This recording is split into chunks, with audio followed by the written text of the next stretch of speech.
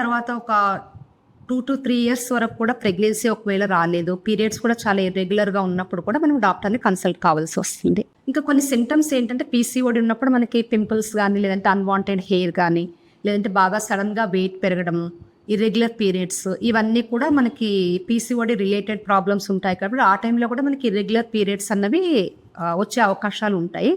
అంటే irregular periods ఉన్నప్పుడు మనం కామన్గా ఏవి టెస్టులు చేయించుకుంటాము అని అంటే, దాంట్లో మెయిన్గా మనకి స్కానింగ్ ఒకటి. స్కానింగ్లో మనం యుటరస్, ఓవరీస్ ఎట్లా ఉన్నాయన్నది చూస్తాము. అంటే యుటరస్ లోపల ఏమైనా ఫైబ్రాయిడ్స్ ఉన్నాయా, లేదంటే ఏమైనా పాలిప్స్ ఉన్నాయా, ఎండోమెట్రియం ఏమన్నా ఉందా, లేదంటే ఎండోమెట్రియోసిస్ ఏమన్నా ఉందా, ఇవి ఒక కారణాలు. దాంతోపాటు ఓవరీస్లో కూడా ఏమైనా పీసీఓడి అంటే ఏమైనా సిస్ట్ లాగా ఏమైనా ఫామ్ అయ్యాయా లేదా పీసీఓడిలో, అది కూడా ఒకసారి మనకి స్కానింగ్ లోపల డయాగ్నోసిస్లో తెలుస్తుంది మనకి.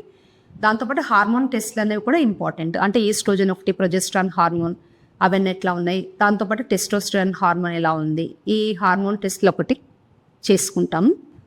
ఒకవేళ ఇర్రెగ్యులర్ పీరియడ్స్ ఉన్నప్పుడు మనము సహజంగా ఎలాగా ట్రీట్మెంట్ ఇంట్లో తీసుకోవచ్చు అంటే, లేదంటే డాక్టర్ని ఎప్పుడు కన్సల్ట్ కావాలి అన్నప్పుడు, ఒకసారి మనము ఇర్రెగ్యులర్ పీరియడ్ ఉన్నప్పుడు మనం సైకిల్ అనేది ట్రాక్ చేసుకోవాల్సి వస్తుంది. అంటే ట్రాకింగ్ ఆఫ్ ద సైకిల్ అన్నప్పుడు మనకి ఈ మంత్ ఎప్పుడు వస్తుంది, మళ్ళీ నెక్స్ట్ సైకిల్ ఎప్పుడు వస్తుంది, ఇవి మనం ట్రాక్ చేసుకుంటే డేట్ ఒకసారి గుర్తుపెట్టుకొని మనం డాక్టర్ దగ్గరికి వెళ్ళినప్పుడు మనకి పీరియడ్ ఎప్పుడు వస్తుంది, ఎన్ని రోజులు డిలే అవుతుంది, ఎన్ని రోజులు బ్లీడింగ్ అవుతుంది అన్నది వాళ్ళకి చెప్తే వాళ్ళు కరెక్ట్గా అడ్వైజ్ ఇస్తారు మనకి. దాంతోపాటు ఏంటంటే కొంచెం మనము తినే ఆహార విషయంలో కొంచెం జాగ్రత్తలు, అంటే ఎక్కువ మెయిన్ కార్బోహైడ్రేట్ డైట్ ఒకటి, ఫ్యాట్స్ ఒకటి కొంచెం అవాయిడ్ చేసుకుంటూ లో క్యాలరీ డైట్, దాంతోపాటు ఆయిలీ ఫుడ్స్ అనేవి తక్కువ తీసుకోవాలి.